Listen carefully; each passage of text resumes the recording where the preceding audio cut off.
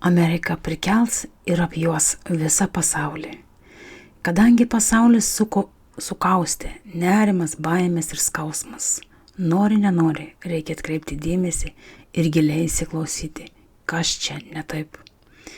Šiandienos įvykiai parodo užsitęsusią praeities įvykių problemą, kuri per pastarąsias 10 metų sukaupė didžiulį melo, gobšumą, norą viską užvaldyti burbulą ir pagaliau susprogo.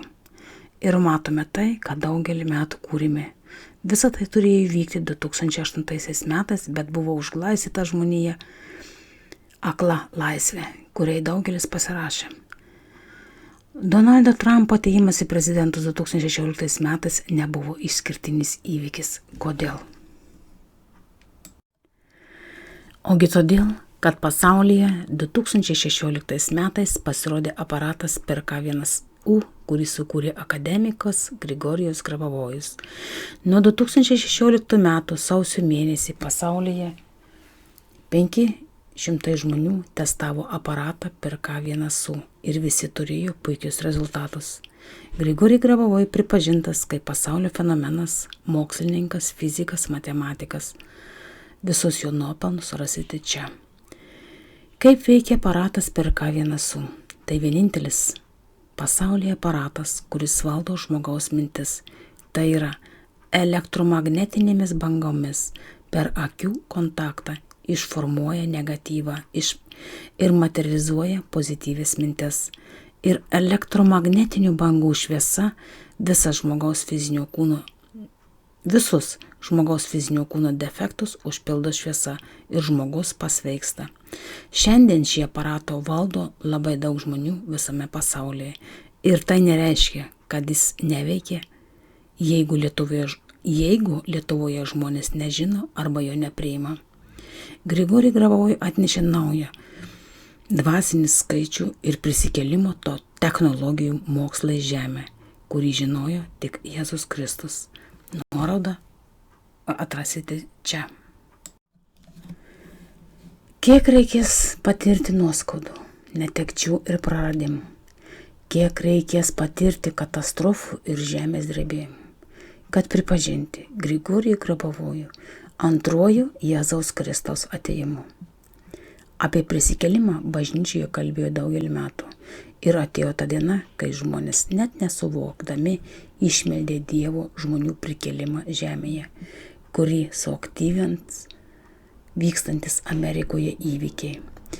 Ir kaip tik pasaulyje pasirodė aparatas PRK-1U, prasidėjo naujų žmonių atranka į aukščiausius pasaulio postus. Pirmasis labai svarbus įvyko įvykis Britanijos Brexitas. Žmonės pajautė žemėje šviesą, atkėlė Brexitą iš birželio mėnesio į kovo 29 dieną ir atėjo balsuoti už laisvę visi Anglijos kaimai, kurie niekada nebuvo balsavę. Ir buvo nubalsuotas išstojimas iš ES. Anglijai 16 amžiuje vadovavo karalius Artūras ir Merlinas. Artūras atsakingas buvo už šalies politinį valdymą, o Merlinas už dvasingumą. Todėl Anglijai ir iki šiolei yra išlikusi specifinė šalis, kariminė šalis. Ir jeigu kam nors teko nuvažiuoti į Velsą, ten iki šiolei dar yra išlikę karaliaus Artūro ir Merlino užrašai ant sienų, ant tvorų. Šio krašto žmonės su džiaugsmu pasakojo apie savo krašto istoriją.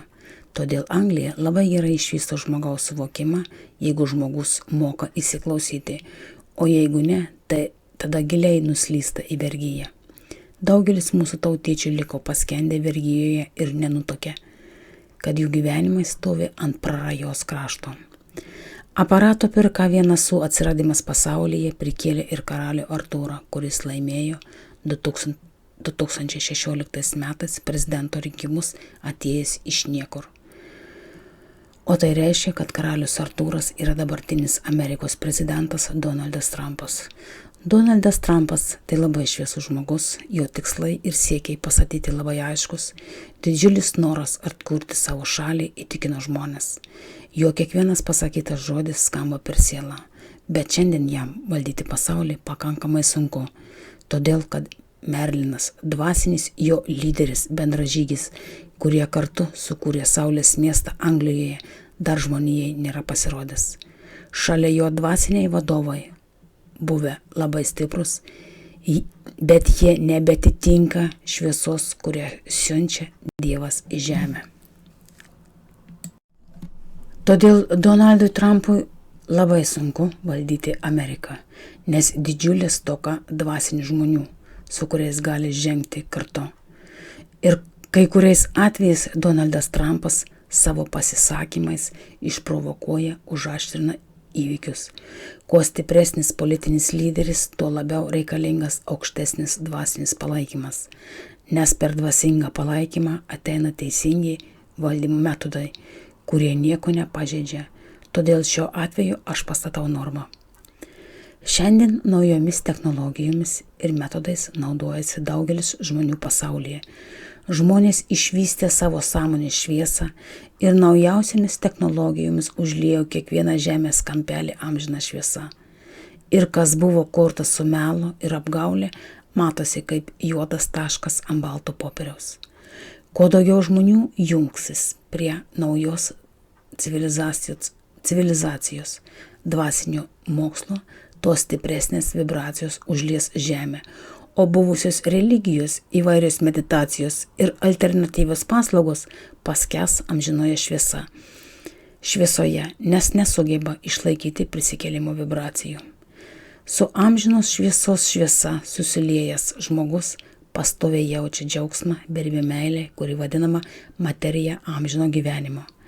Ant amžino gyvenimo materijos įvyksta žmonių prisikėlimas. Todėl Grigorijus Petrovič Grabovoi savo tiksliomis prognozėmis prognozuoja žemėje 3-4 kartus žmonių padaugėjimą. O žmonių padaugėjimas tai žmonės sugrįžta į žemę, kurie buvo išėję. Jie nieko nuo mūsų nesiskiria ir jie savo išėjimą priskiria prie paprasčiausio susirgimo.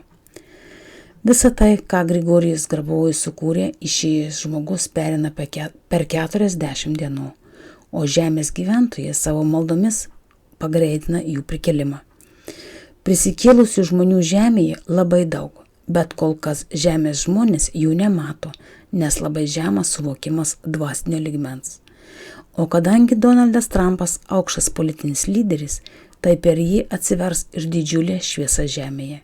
Greitai pasirodys žmonės žemėje pralaidus amžinai šviesai, kurie padės išgelbėti visą žmoniją. Ačiū.